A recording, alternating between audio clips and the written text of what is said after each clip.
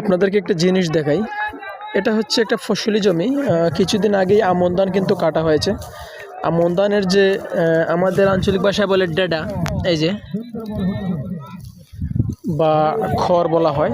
তো এই খড় সহ কিন্তু কিছুদিন পরেই এই জমিটা আবার ট্রিলার দিয়ে হাল চাষ করা হবে।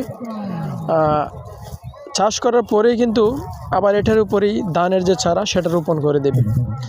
কি আশ্চর্য বিষয়, আমাদের এলাকায় এইভাবে কেউ জমি চাষ করে না, অর্থাৎ খুব পরিষ্কার করে তারপর চারা রোপণ করে তারপরে মূলত ধান হয়। এখানে কিন্তু সুন্দর ধান হয় আমি দেখি। এর মধ্যেই ওনারা হাল চাষ করে পানি দিয়ে। দেখেন, এটা কিন্তু হয়তো 1-2 দিন হয়েছে।